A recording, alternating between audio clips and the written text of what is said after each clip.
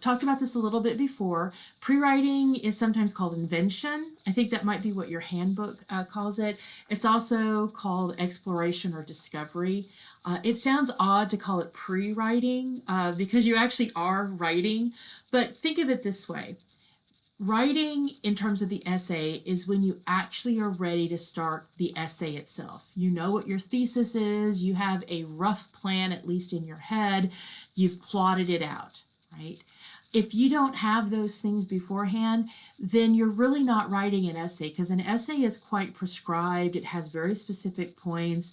It has things that have to come at certain places. And if you don't have those, then you're really just pre-writing. You're just getting ideas on paper. And if you're really good at this, a lot of times you can dive right in without having to do a whole lot of revision because you really know how to use the form and you're very clear about what you want to say. But if you're not that good, or if you're not very quite used to it, then again, you need to make sure you have a plan. And in fact, one of the assignments due this week is an outline of your essay. It's a rough outline, but I just want to make sure that you have thought about where you want to go, right? So the first step, pre-writing. So this is where we are trying to get on paper what's all up in our head about a particular topic, or we're just maybe exploring topics we don't know what we want to write about. You can do pre-writing at any stage of the writing process. It really is a way to generate ideas, to flesh out some things without the strictures of formal writing, right? It can be, and it says here, it should be messy, illogical, random, and even profane. And by profane, you can think of it in two ways. Profane as in really highfalutin kind of ideas, and profane as in profanity, right? You know, it's just a no holds bar. And this is one of the reasons that I don't pick it up, because I don't want students to feel in any way constrained from just saying what's on their mind, whatever it is. And if you know you're going to have to turn it in, I think that is kind of an inhibiting kind of fashion, and we don't want to be inhibited in any way at this point. And so you can see under purposes, it's really a way for us to kind of clear our brains.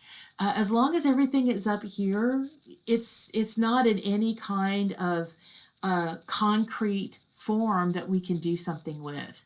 Writing is a translation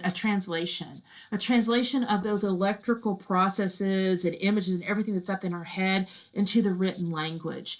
And boy, you know, if you're a writer or if you're a musician, you know, I used to be a musician, and I can hear things in my head. I can hear multiple part stuff and all of that, ideas. There is no way, though, that I can write that down. I don't have the knowledge of notation for different musical instruments to take what's up here and put it on paper that other people could then take and reproduce, right? But I hear stuff in my head, right? It's the same thing with writing.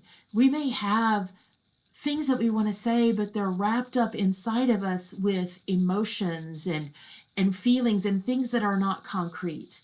And so sometimes trying to find the right word to really express what's inside of us is hard. And so that's why we have to get stuff on paper, no matter how bad it is. Anne Lamott has an interesting chapter in her book, Bird by Bird, called Writing Shitty First Drafts. And she says you got to give yourself the permission to write a first draft that's just horrible, because you're not going to be able to make it better until you get it on paper, and then you can start improving it, right? So again, it's okay if it's messy and crazy and you're the only one who understands it. That's the important part. Again, I talk about when you can use and how do you choose which type, because there are different kinds of pre-writing. And I think this is just something, go out there and explore. You'll find probably one or two that you like better than others. I am sharing with you the 5 most common types of pre-writing, 4. Actually, it's 4, sorry. But there are actually dozens. You may have used a different technique from a different teacher, and if that works for you, go for it. But you might want to try out some of these. And again, I think that some lend themselves to parts of the writing process better than others. So you can see brainstorming is just really listing, right? I've tried to think of it like a grocery list kind of thing where you're sitting there with your piece of paper and you're just throwing out little short words and phrases. You're not thinking in sentence or paragraphs at all. You're just trying to get out a lot of ideas. And so this is good when you're trying to generate topics or examples or things like that, right? You're not thinking of the big kind of full developed concept. You're just thinking about real quick ideas, right?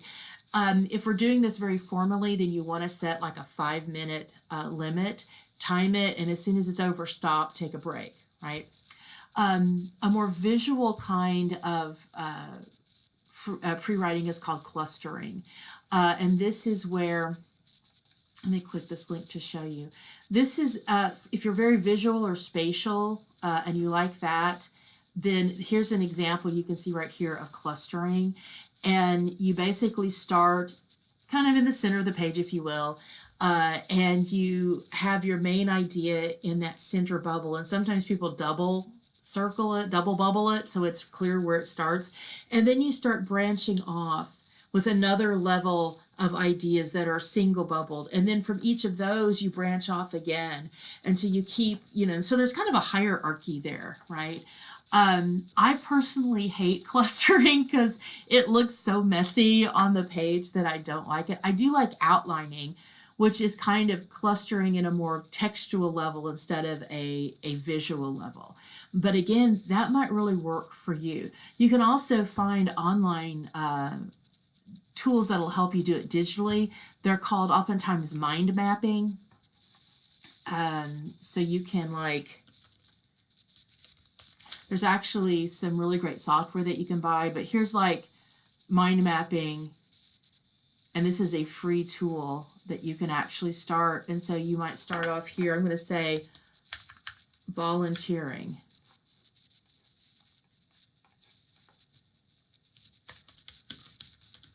Because that's our topic, right? And so then we're going to add another bubble. So I can click here. And then I can say, what are my skills?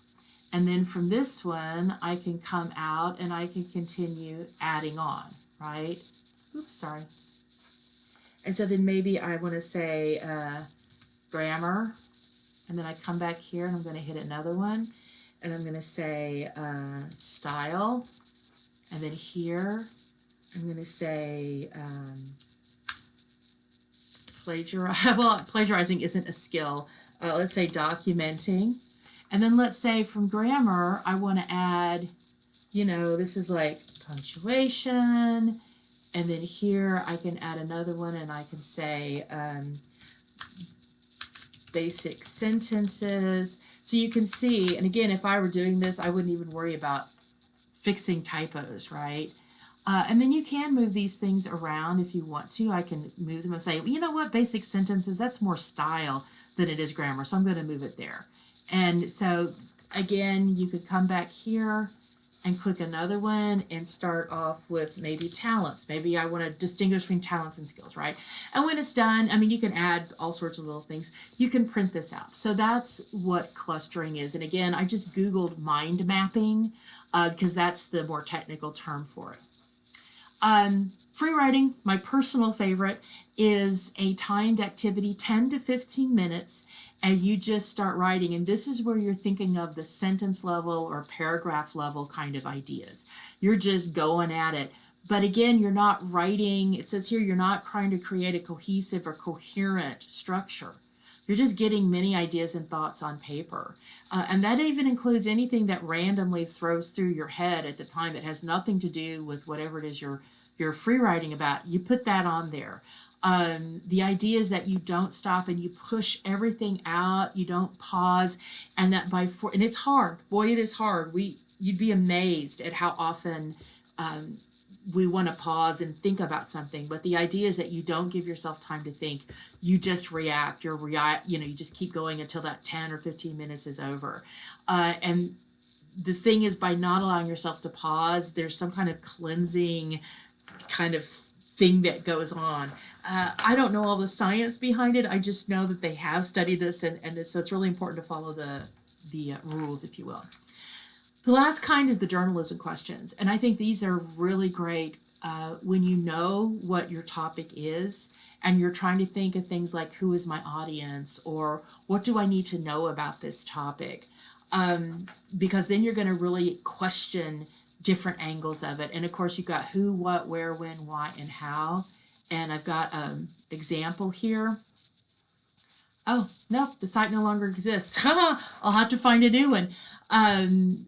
The journalism questions that are in the book, what you want to do is you want to write multiple layers of these questions. You don't just want 5, one who, one what, one where, and so on. You want to write multiple who's. So if I'm saying about volunteering, right, and let's say I'm just trying to figure out what I want to write about.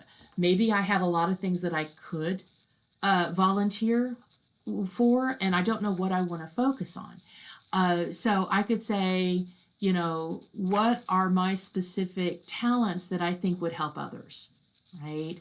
Who would help? Who could I help with these talents? Where might I meet these people? Where might I set up a place where I could share these talents? When could I start this? When would be the best time to meet with people? Why would someone want my help? Why do I think this will be a good thing for me, right? So again, you add multiple of those and you just keep going, right? Excuse me. So that is pre-writing. So for your pre-writing assignment, your actual pre-write exam was your pre-writing, but I would say add to it if you need to. Some of you wrote quite a good amount of stuff for your assessment, and you might not need to add too much of that. You're kind of ready to go. Others of you wrote pretty short things. If you're going to expand this to 600 to 750 words, you're going to need more information. So you might want to pre-write to come up with other ideas or maybe different things, right? But again, go ahead and do that. Add to it if needed, and then move on to step 2. You're not turning this in, right? Many of these steps you're just doing, and then I'm going to get the end result. But you need to do them to help get that essay ready. So our next step is audience, purpose, topic, and thesis.